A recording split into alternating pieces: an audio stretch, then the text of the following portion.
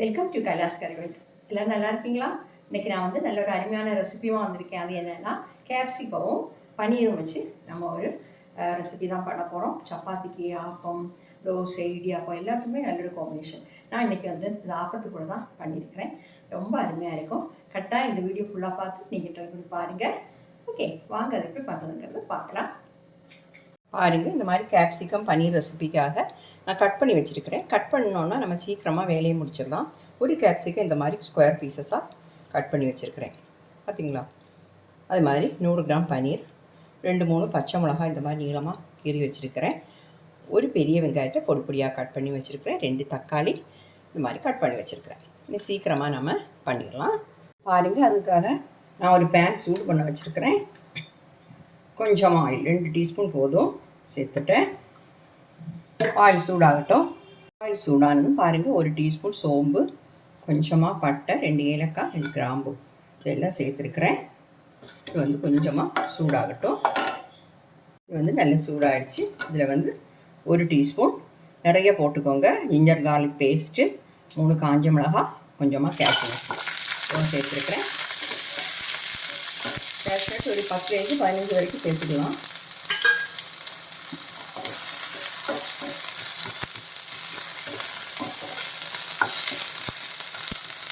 Ginger garlic paste வந்து நான் ஃப்ரீசரில் வச்சுருக்காங்க. அப்போ கொஞ்சம் சூடாகும். இது கூட நாம் 2 தக்காளி கட் பண்ணி வச்சுருந்தோமே அதையும் சேர்த்துடலாம்.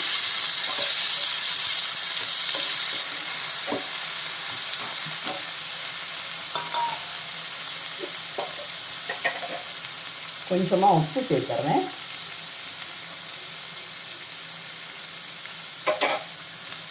வதங்கட்டும்.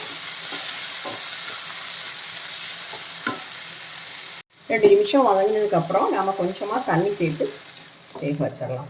மீடியம் ஃப்ளேம்லேயே வச்சுக்கோங்க.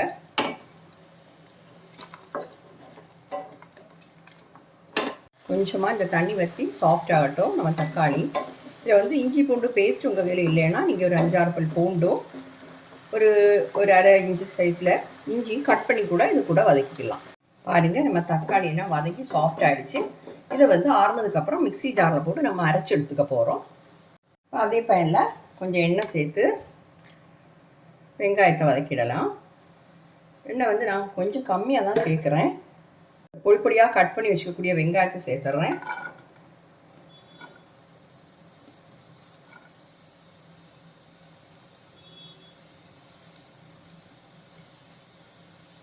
சேர்த்துட்டேன். வெங்காயம் வந்து நல்லா வதங்கணும்.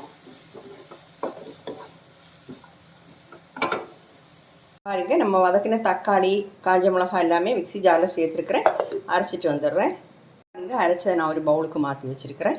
நம்ம வெங்காயம் வந்து நல்லாவே வதங்கிடுச்சு. இப்போ ஃப்ளைமை வந்து லோ ஃப்ளேம்லேயே வச்சுக்கோங்க. 1 டீஸ்பூன் காஷ்மீரி சில்லி பவுடர் சேர்க்குறேன். அப்புறம் வந்து ஒரு 1/4 டீஸ்பூன் மஞ்சள்தூள் சேர்த்துடலாம். அப்புறம் தனியாத்தூள் வந்து 1 டீஸ்பூன் சேர்த்துடலாம்.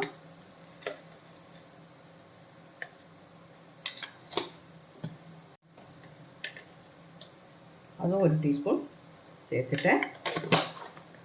இப்போ வந்து கரம் மசாலா பவுடர் இருக்குது, அதுவும் வந்து ஒரு அரை டீஸ்பூன் சேர்க்குறேன். ஏன்னா நம்ம முதல்ல கொஞ்சம் ஸ்பைசஸ் எல்லாம் போட்டிருக்கிறோம். அதனால் இதெல்லாம் கொஞ்சமாக சூடு பண்ணிடலாம். இதோட பச்சை வாசம் போகணும்.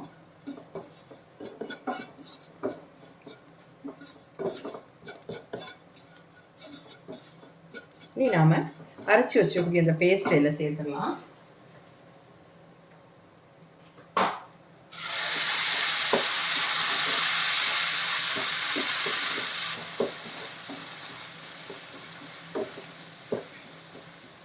கொஞ்சம் தண்ணி கூட சேர்த்து அதை மிக்ஸி ஜார்லேருந்து கொஞ்சம் தண்ணி சேர்க்குறேன். ஒரு அரை கப் தண்ணி தான் இருக்கும். சேர்த்து நல்லா கொதிக்க விட்டுடலாம். நம்ம கொஞ்சம் கிரேவி வேணும், அதனால் நான் வந்து கொஞ்சம் தண்ணி சேர்க்கணும்.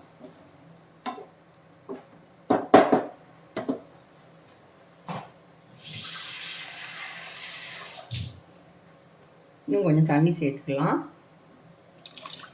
ஏன்னா நம்ம கேப்சிகம் பன்னீர்லாம் போட்டு ஒரு 10 நிமிஷம் நம்ம வேக வைப்போம். ஒரு 1-1.25 கப்பு தண்ணி சேர்த்துருக்குறேன். இப்போ தேவைக்கு ஏற்றாப்புல உப்பும் சேர்த்துடலாம். முதல்ல கொஞ்சம் உப்பு சேர்த்துருக்குறோம், அதனால் பார்த்தே சேர்த்துக்கோங்க. நல்லா கொதிக்கட்டும். பாருங்கள், நல்லா கொதி வருது. சால்ட்டெல்லாம் இந்த டைமில் செக் பண்ணிக்கோங்க. இப்போ வந்து நாம் இதில் இந்த பனீரையும் கேப்சிகத்தையும் சேர்த்துடலாம்.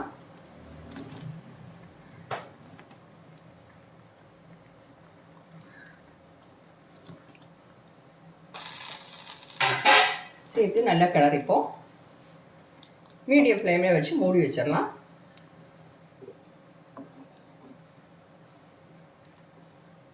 ஒரு 10 நிமிஷம் மூடி வச்சிடலாம். பாருங்கள், நம்ம மூடி வச்சு 10 நிமிஷம் ஆயிடுச்சு. கிரேவி வந்து உங்களுக்கு எவ்வளோ வேணுமோ அதுக்கு தக்கபடி நீங்கள் தண்ணி சேர்த்துக்கோங்க. இது வந்து கொஞ்சம் திக்காக இருக்கணும், அப்போ தான் நல்லா இருக்கும். ரொம்ப தண்ணியானா நல்லா இருக்காது. இன்னும் கொஞ்சம் ட்ரை ஆகுனா கூட உங்களுக்கு ட்ரை பண்ணிக்கலாம். கொஞ்சம் தண்ணி கம்மியாக சேர்த்து கொஞ்சம் ட்ரையாக எடுத்துக்கலாம். சப்பாத்தி, ஆப்பம், தோசை எல்லாத்துக்கும் சாப்பிட்றதுக்கு ரொம்ப நல்ல ஒரு காம்பினேஷன். இது கூட வந்து நாம் இப்போ கொஞ்சமாக கரம் மசாலா பவுடர் சேர்க்குறேன். ஃப்ளேம் கம்மி பண்ணி தான் வச்சுருக்கிறேன். முதல்ல கரம் மசாலா ஒரு 1/2 டீஸ்பூன் சேர்த்தோம். இப்போ ஒரு 1/4 டீஸ்பூன் பக்கத்தில் சேர்க்குறேன், ஒரு வாசம் கொடுக்கறதுக்காக. அப்புறம் வந்து கொஞ்சமாக கொத்தமல்லி தழை, 2 பச்சை மிளகாய் வந்து நம்ம கீறி வச்சுருந்தோமே அதையும் சேர்த்துட்றேன். கடைசியில் இதெல்லாம் சேர்க்கும்போது ஃப்ளேவர் வந்து நல்லா இருக்கும். பாருங்கள், அருமையாக ரெடி ஆகிடுச்சு. நம்ம கேப்சிகம் பன்னீர் மசாலா கரெக்டான கிரேவியோட சூப்பராக ரெடி ஆகிடுச்சு. நான் வந்து ஃப்ளேம் ஆஃப் பண்ணுறேன். பவுலுக்கு மாற்றிடலாம். நம்ம கேப்சிகம் பன்னீர் மசாலா சூப்பராக ரெடி ஆகிடுச்சு. கட்டாயம் ட்ரை பண்ணி பாருங்கள். ஓகே, பாருங்கள், நான் இன்னைக்கு ஆப்பத்துக்கு கூட தான் இது பண்ண போகிறேன்.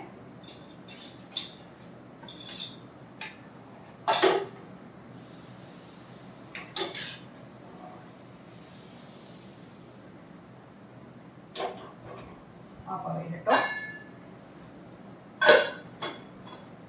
ஆப்பத்துக்கு கூட நான் வச்சு சாப்பிட்ருக்கேன், ரொம்ப அருமையாக இருக்கும். பாருங்க, நம்ம ஆப்பம் வந்து ரெடி ஆயிடுச்சு.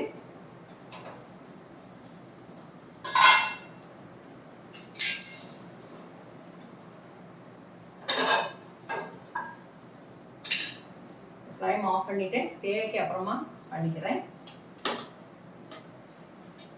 இது வந்து கொஞ்சம் நேரம் இருக்கும்போது வந்து கிரேவி கொஞ்சம் திக்காயிடும்.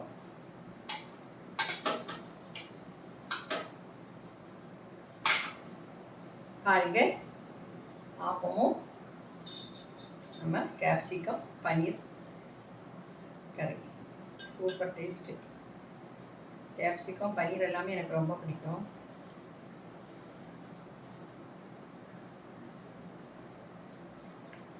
நல்லா இருக்குதுங்க, கட்டாயம் ட்ரை பண்ணுங்க.